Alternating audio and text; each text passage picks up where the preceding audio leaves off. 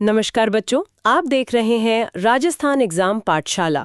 आज की क्लास में हम राजस्थान कला और संस्कृति का एक बहुत ही महत्वपूर्ण अध्याय राजस्थान की चित्रकला पढ़ने जा रहे हैं। ये एक ऐसा टॉपिक है, मैं बता दूं, जिससे हर प्रतियोगी परीक्षा में निश्चित रूप से प्रश्न पूछे ही जाते हैं।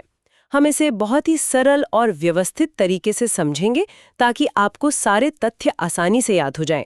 तो चलिए शुरू करते हैं। सबसे पहले स्लाइड 1 पर आते हैं, राजस्थान की चित्रकला का परिचय और वर्गीकरण। तो देखिए, किसी भी विषय को पढ़ने से पहले ये समझना जरूरी है कि उसका अध्ययन शुरू कैसे हुआ, उसे क्या-क्या नाम दिए गए। बिल्कुल, क्योंकि शुरुआत में से कोई राजस्थानी चित्रकला नहीं कहता था। इसका एक पूरा विकास क्रम है। जी, तो इसमें जो सबसे पहला पॉइंट हमें याद रखना है, और आप सब इसे अंडरलाइन कर लीजिए, वो है इसका वैज्ञानिक विभाजन। सबसे पहला वैज्ञानिक विभाजन 1916 में आनंद कुमार स्वामी ने अपने पुस्तक राजपूत पेंटिंग में किया था। जी हाँ, राजपूत पेंटिंग, ये नाम बहुत महत्वपूर्ण है। और इसमें एक दिलचस्प बात ये थी कि उन्होंने सिर्फ राजस्थान की चित्रकला को ही इसमें नहीं रखा। अच्छा, उन्होंने इसमें पहाड़ी चित्रकला को भी शामिल कर लिया था, जो आज हम जानते हैं कि एक अलग शैली है। तो मतलब उस समय इन दोनों को एक ही माना जाता था? शायद एक ही सांस्कृतिक धारा का हिस्सा माना जाता होगा, क्योंकि दोनों ही राजपूत रियासतों में पनप रही थीं। ये एक वजह हो सकती है। चलिए अब नामकरण पर आते हैं।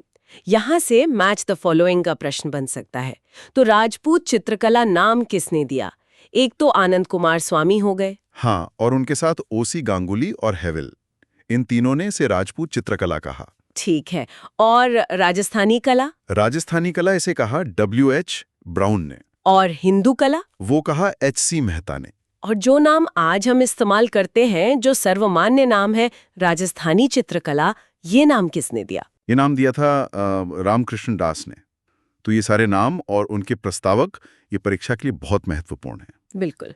अब कुछ और महत्वपूर्ण तथ्यों पर नजर डालते हैं। हाँ, राजस्थानी चित्रकला का स्वतंत्र काल कौन सा माना जाता है? देखिए, इसकी जड़ें तो बहुत पुरानी हैं, लेकिन एक स्वतंत्र शैली के रूप में ये 15वीं शताब्दी में उभरी। और इसका स्वर्ण काल, मतलब गोल्डन एज? वो था 17वीं से 18वीं शताब्दी। इस समय ये अपने चरम पर थी। और इसके जनक या पिता किसे माना जाता है? महाराणा कुंभा को, क्योंकि उनके समय में ही मेवाड़ में इस कला की एक मजबूत नींव पड़ी थी। बहुत बढ़िया। तो ये था हमारा पहला स्लाइड। अब आगे बढ़ते हैं और इसके प्राचीन प्रमाणों को देखते हैं। राइट। स्लाइड 2, प्राचीन प्रमाण एवं चित्रित ग्रंथ। तो हमें चित्रकला के सबसे पुराने सबूत कहाँ से मिलते हैं? देखिए, सबसे पुराने सबूत तो हमें पाषाण काल से ही मिलते हैं, शैल चित्रों के रूप में, मतलब रॉक पेंटिंग्स। और ये राजस्थान में कहाँ मिले हैं? ये मिली हैं कोटा के पास आलनिया और मुकुंदरा की पहाड़ियों से। जयपुर के पास बेराट से भी सभ्यताकालीन चित्र मिले हैं। पुष्कर का भी जिक्र है यहाँ। जी, पुष्कर में अगस्त्य मुनि की गुफा से भी इसके प्रमाण मिले हैं। तो ये तो हो गए बहुत प्राचीन आदि मानव काल के प्रमाण। अब यहाँ एक फीचर्ड फैक्ट बॉक्स है जो बहुत महत्वपूर्ण है। 7वीं सदी में एक तिब्बती इतिहासकार हुए तारानाथ, उन्होंने मारवाड़ के एक चित्रकार श्रृंगधर का उल्लेख किया था। जी, ये प्रश्न सीधा सीधा पूछा जा सकता है कि श्रृंगधर का उल्लेख किसने किया? तो जवाब होगा तारानाथ ने। बिल्कुल। अब आते हैं उस सवाल पर जो परीक्षा में सबसे ज्यादा पूछा जाता है, राजस्थान के प्राचीनतम चित्रित ग्रंथ कौन से हैं? ये 2 ग्रंथ हैं, ओग निरुक्ति वृत्ति और दूसरा है 10 वैकालिस सूत्र चूर्णी। और ये कब चित्रित हुए? ये 1060 ईस्वी में चित्रित हुए थे, मतलब आज से लगभग 1000 साल पहले। और ये आज कहाँ सुरक्षित रखे हैं? ये रखे हैं जिंदित सूरी जैन भंडार में, जो जैसलमेर दुर्ग में स्थित है। अच्छा, और इसे राजस्थान का प्राचीन भूमिगत संग्रहालय भी कहते हैं? बिल्कुल, क्योंकि ये जमीन के नीचे बना हुआ है। कमाल है। तो ये तो हो गई इतिहास की बात। अब आते सबसे मजेदार हिस्से पर, स्लाइड 3, प्रमुख विशेषताएं, रंग और वृक्ष। देखिए बच्चों, हर चित्रकला शैली की अपनी एक पहचान होती है, और ये पहचान होती है उसके रंगों से और चित्रों में दिखने वाले पेड़ों से। यहाँ से सीधे प्रश्न बनते हैं। हाँ, एक तरह से ये हर शैली का अपना विजुअल सिग्नेचर है। तो एक एक करके देखते हैं। मेवाड़ शैली में कौन से रंग प्रमुख हैं? मेवाड़ शैली में आपको चटक लाल और पीले रंग की प्रधानता मिलेगी। ये वहाँ के शौर्य और भक्ति को दर्शाता है। और जोधपुर या बीकानेर शैली में? वहाँ पीला रंग प्रमुख है, रेगिस्तान की पृष्ठभूमि की वजह से शायद। और किशनगढ़ शैली? किशनगढ़ में आपको सफेद और गुलाबी रंग ज्यादा दिखेगा, जो उस शैली की कोमलता और श्रृंगार को दिखाता है। जयपुर और अलवर में? जयपुर और अलवर पर मुगल प्रभाव था, तो वहां प्राकृतिक और जेवाराती रंगों का प्रयोग हुआ, मतलब रत्नों जैसे चमकीले रंग। और बूंदी शैली? बूंदी में हरा और सुनहरा रंग, क्योंकि वो इलाका बहुत हरा भरा है और वहां सोने चांदी का काम भी बहुत होता था चित्रों में। एक शैली है नागौर, जिसमें भुजे हुए यानी डल रंगों का प्रयोग हुआ। ऐसा क्यों? माना जाता है कि नागौर शैली में यथार्थवाद ज्यादा था, शाही चमक दमक कम, तो रंग भी वैसे ही सादे और गंभीर चुने गए। अच्छा, अब पेड़ों की बात करते हैं। मेवाड़ शैली का प्रमुख वृक्ष? कदम्ब का वृक्ष, जो भगवान कृष्ण से जुड़ा हुआ है। और नाथद्वारा शैली का? नाथद्वारा में केले का वृक्ष, क्योंकि वहां श्रीनाथ जी को केले के पत्तों की झांकी बहुत सजती है। जोधपुर में? जोधपुर में आम का वृक्ष। जयपुर और अलवर? इन दोनों में पीपल का वृक्ष प्रमुखता से चित्रित हुआ है। और आखिर में कोटा बूंदी? हाड़ौती क्षेत्र में खजूर के वृक्षों का चित्रण बहुत हुआ है। बहुत अच्छे। तो मैं सभी बच्चों से कहूंगी कि आप अपनी कॉपी में एक टेबल बना लें। एक तरफ शैली का नाम, दूसरे कॉलम में रंग और तीसरे में वृक्ष का नाम। इससे रिवीजन में बहुत आसानी होगी। बिल्कुल, ये सबसे अच्छा तरीका है इसे याद रखने का। चलिए एक छोटा सा रिवीजन कर लेते हैं। तो अभी तक हमने क्या पढ़ा?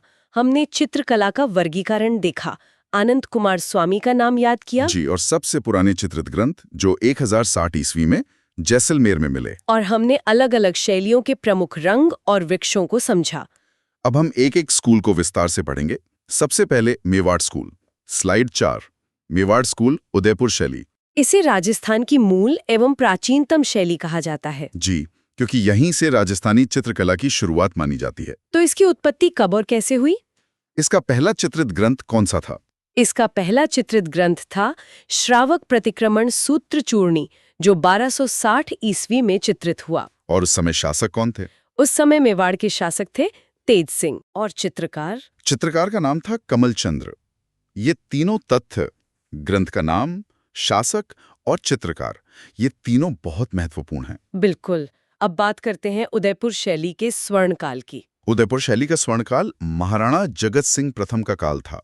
इन्होंने ऐसा क्या किया था कि इनके काल को स्वर्ण काल कहा गया? उन्होंने कला को बहुत संरक्षण दिया, और सबसे महत्वपूर्ण काम जो उन्होंने किया वो था राजमहल में चितेरों की ओवरी की स्थापना। चितेरों की ओवरी, जिसे तस्वीरा रोग कारखानों भी कहते हैं। जी हाँ, ये एक तरह का कला विद्यालय या रॉयल आर्ट स्टूडियो था, जहां उस समय के बेहतरीन चित्रकार काम करते थे। अच्छा, तो ये एक तरह से कलाकारों का एक सेंटर बन गया था। बिल्कुल, यहीं से कला की नई नई तकनीकें विकसित हुईं। इस शैली के प्रमुख चित्रकार कौन-कौन हैं? साहिबदीन, मनोहर, कृपाराम, उमरा, हीरानाद। इनमें साहिबदीन का नाम विशेष रूप से याद रखना है। वो जगत सिंह प्रथम के समय के सबसे प्रमुख चित्रकार थे। ठीक है, अब देखते हैं कि इस शैली में चित्र कौन-कौन से बने। स्लाइड 5। उदयपुर शैली, प्रमुख चित्र व विशेषताएं। तो इसमें गीत गोविंद पर आधारित बहुत सुंदर चित्र बने हैं। और रागमाला का भी जिक्र है? जी, रागमाला, इसे साहिबदीन ने चित्रित किया था। ये भारतीय शास्त्रीय संगीत के रागों का तस्वीरी रूप है। और ये आजकल कहाँ है? ये बहुत प्रसिद्ध चित्र श्रृंखला है और ये दिल्ली संग्रहालय में सुरक्षित है। एक और बड़ा ही रोचक विषय है कलीला दमना। ये क्या है? कलीला दमना दरअसल पंचतंत्र की कहानियों के 2 गीधड़ों के पात्र हैं। अच्छा, विष्णु शर्मा की पंचतंत्र। जी, उन्हीं की कहानियों पर आधारित चित्र मेवाड़ शैली में बनाए गए, जो कि बहुत लोकप्रिय हुए। और मुल्ला दो प्याजा के व्यंग्य चित्र भी इसी शैली में बने? हाँ, ये भी एक खास बात है। अब अगर हमें मेवाड़ शैली के किसी चित्र को पहचानना हो तो उसकी शारीरिक विशेषताएं क्या हैं? सबसे बड़ी पहचान है मीनाकृत आंखें, यानी मछली जैसी आंखें। अच्छा, ये इसकी विशिष्ट पहचान है। बिल्कुल। इसके अलावा पुरुषों का गठीला शरीर, छोटा कद और पगड़ी का एक खास स्टाइल। और ये चित्र किस पर बनाए जाते थे? ये कागजी या बांसली पर बनते थे।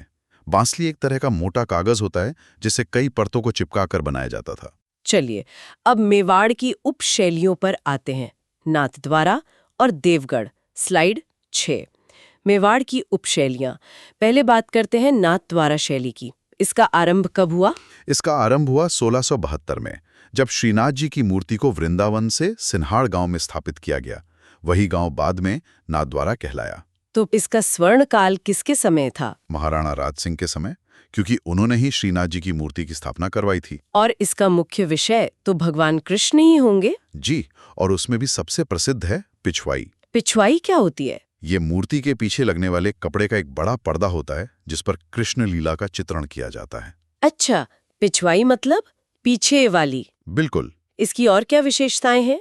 इसमें गायों का चित्रण बहुत ज्यादा हुआ है और केले के वृक्षों का, आसमान में देवताओं का अंकन भी इसकी एक पहचान है। और सबसे महत्वपूर्ण बात जो परीक्षा में कई बार पूछी गई है, यहाँ की महिला चित्रकार। जी हाँ, कमला और इलायची, ये दो नाम जरूर याद रखिएगा। 18वीं सदी में महिला कलाकारों का होना बहुत बड़ी बात थी। वाकई। अब बात करते हैं देवगढ़ शैली की। देवगढ़ शैली की स्थापना 1680 ईस्वी में द्वारिकादास चुंडावत ने की थी। लेकिन इस शैली को प्रसिद्धि किसने दिलाई? इसे प्रकाश में कौन लाया? इसे प्रकाश में लाने का श्रेय डॉक्टर श्रीधर अंधारे को जाता है। ये नाम बहुत जरूरी है। यहाँ क्या प्रसिद्ध है? यहाँ के भित्ति चित्र यानी दीवार पर बने चित्र बहुत प्रसिद्ध हैं, जैसे अजारा की ओवरी और मोती महल के चित्र। और इसका प्रमुख रंग? पीला। ठीक है, तो ये मेवाड़ स्कूल पूरा हुआ। एक बार फिर से छोटा सा रिवीजन। मेवाड़ स्कूल में हमने उदयपुर शैली को पढ़ा, जिसका स्वर्ण काल जगत सिंह प्रथम थे। चितेरों की ओवरी उन्होंने बनवाई। बिल्कुल। फिर हमने नाथद्वारा की पिछवाई और कमला इलायची के बारे में जाना। और आखिर में देवगढ़ शैली, जिसे डॉक्टर श्रीधर अंधारे ने खोजा था। अब हम अगले स्कूल यानी हाड़ौती स्कूल की तरफ चलते हैं। स्लाइड 7। हाड़ौती स्कूल, बूंदी शैली। बूंदी शैली की सबसे बड़ी पहचान क्या है? इसे पशु पक्षियों की चित्र शैली भी कहते हैं, क्योंकि इसमें पशु पक्षियों का चित्रण बहुत ही सजीव और सुंदर तरीके से हुआ है। इसका प्रारंभ और स्वर्णकाल? प्रारंभ राव सुरजन सिंह के समय हुआ और स्वर्णकाल राव उम्मेद सिंह के समय था। राव उम्मेद सिंह ने एक बहुत ही प्रसिद्ध निर्माण करवाया था। जी, उन्होंने चित्रशाला का निर्माण करवाया था। ये बूंदी के किले में है। और इसे क्या कहा जाता है? इसे भित्ति चित्रों का स्वर्ग यानी हेवन ऑफ फ्रेस्कोस कहा जाता है। वाह! और इसके मुख्य विषय क्या हैं? बरसात में नाचता हुआ मोर, सघन वनस्पति और एक और खास बात, सोने चांदी के रंगों का भरपूर प्रयोग। ये बूंदी शैली की पहचान है। बहुत खूब। अब आते हैं हाड़ौती की दूसरी शैली, कोटा पर। स्लाइड 8। हाड़ौती स्कूल, कोटा शैली। कोटा शैली को किस नाम से जाना जाता है? इसे शिकार शैली या हंटिंग स्टाइल कहते हैं। इसका विकास कैसे हुआ? इसे एक स्वतंत्र अस्तित्व राम सिंह के समय मिला, लेकिन इसका स्वर्णकाल भी उम्मीद सिंह का ही काल था। और इसकी सबसे महत्वपूर्ण और अनोखी विशेषता क्या है? सबसे महत्वपूर्ण बात यह है कि इस शैली में रानियों और नारियों को भी शिकार करते हुए दिखाया गया है। अच्छा, ये तो बहुत ही प्रगतिशील बात है। जी हाँ, घोड़े पर सवार होकर भाले से या बंदूक से शिकार करती हुई रानियां, ये कोटा शैली के अलावा और कहीं देखने को नहीं मिलता। और दूसरी विशेषताएं? खजूर के वृक्षों का चित्रण, बतख और झालाजी की हवेली के भित्ति चित्र भी बहुत प्रसिद्ध हैं। तो बूंदी मतलब पशु पक्षी और कोटा मतलब शिकार। बिल्कुल, ये सबसे सरल तरीका है याद रखने का। चलिए, अब राजस्थान के सबसे बड़े क्षेत्र मारवाड़ की ओर चलते हैं। स्लाइड 9। मारवाड़ स्कूल, जोधपुर शैली। जोधपुर शैली का प्रारंभ मालदेव के समय हुआ। उस समय जो चित्र बने उनमें लोक कला का प्रभाव ज्यादा था। और इसका स्वर्णकाल? इसका स्वर्णकाल महाराजा मानसिंह के समय आया। मानसिंह पर किसी खास संप्रदाय का प्रभाव था? जी, वो नाथ संप्रदाय के अनुयायी थे, तो उनके समय की कला पर नाथ संप्रदाय का गहरा प्रभाव दिखता है। योग, ध्यान और आध्यात्म से जुड़े चित्र बहुत बने। और जोधपुर शैली का सबसे प्रमुख विषय, जिसकी वो निजी विशेषता मानी जाती है, ढोला मारू। ढोला मारू की प्रेम कथा का सबसे सुंदर चित्रण जोधपुर शैली में ही हुआ है। इसके अलावा पंचतंत्र और वीर गाथाओं पर भी चित्र बने। यहाँ के प्रमुख चित्रकार कौन थे? विरजी, अमरदास, छज्जू, भाटी, ये कुछ प्रमुख नाम हैं। और शैलीगत विशेषताएं क्या है, कैसे पहचाने? बादाम जैसी आंखें, पुरुषों की बड़ी बड़ी मूछें और ऊंची पगड़ी। और रंग और वृक्ष? रंग पीला और वृक्ष आम का, ये हम पहले ही देख चुके हैं। बिल्कुल। अब आते हैं उस शैली पर जिसका नाम भारत में ही नहीं पूरी दुनिया में प्रसिद्ध है। स्लाइड 10।